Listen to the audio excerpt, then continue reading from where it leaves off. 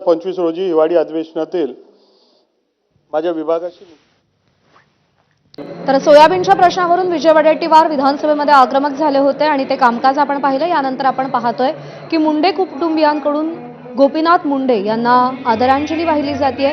आज गोपीनाथ गडावरती मुंडे कुटुंबियांची उपस्थिती आपल्याला दिसते। आज जयंती आहे गोपीनाथ मुंडे यांची आणि त्या निमित्तानं गोपीनाथ गडावर मुंडे समर्थकांची गर्दी आहे। त्यासोबतच पंकजा मुंडे, प्रीतम मुंडे आणि धनंजय मुंडे सुद्धा गोपीनाथ गडावरती उपस्थित आहेत।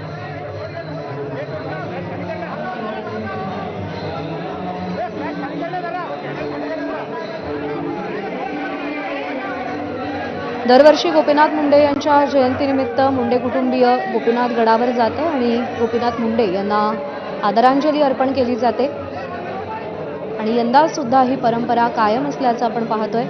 मंत्री पंकजा मुंडे, त्यांच्या भगिनी प्रीतम मुंडे आणि बंधू धनंजय मुंडे हे उपस्थित आहेत।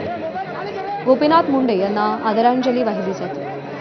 महाराष्ट्र भाजपमधलं, महाराष्ट्राच्या राजकारणामधलं एक अग्रणी आणि महत्त्वाचं नाव, ऊसतोड कामगारांच्या प्रश्नांसाठी लढणारं नाव आणि त्यासोबतच महाराष्ट्राच्या गावागावात पोहोचलेलं भाजपचं नेतृत्व म्हणून गोपीनाथ मुंडे यांच्याकडे पाहिलं जातं।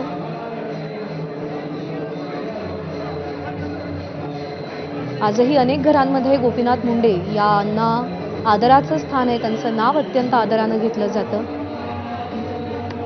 मराठवाड्याचा भाग असेल किंवा महाराष्ट्राचं राजकीय वर्तुळ असेल, या सगळ्यामध्येच गोपीनाथ मुंडे या नावाचा दबदबा अजूनही कायम आहे आणि त्यांच्या जयंतीनिमित्त त्यांना मुंडे कुटुंबियांकडून सध्या आदरांजली वाहिली जाते गोपीनाथकडे।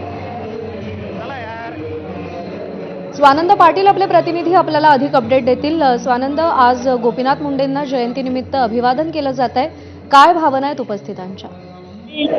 जयंती दिनी आपण बघितलं तर आज मंत्री पंकजा मुंडे आणि आमदार धनंजय मुंडे सोबत पंकजा मुंडे यांच्या आई आणि माजी खासदार प्रीतम मुंडे या देखील आलेले आहेत। आताच त्यांनी गोपीनाथ गडावर नतमस्तक होऊन गोपीनाथ मुंडे यांना आदरांजली वाहिलेली आहे। आता काही वेळात आपण बघायला गेलं तर मंत्री पंकजा मुंडे हे संपूर्ण कुटुंब इथं कीर्तन चालू आहे, कीर्तन ठिकाणी बसणार आहे, त्या ठिकाणी त्या आदरांजली पुन्हा वाहतील असं दिसतंय। प्रज्ञा, स्वानंद, धन्यवाद दिलेल्या माहितीसाठी।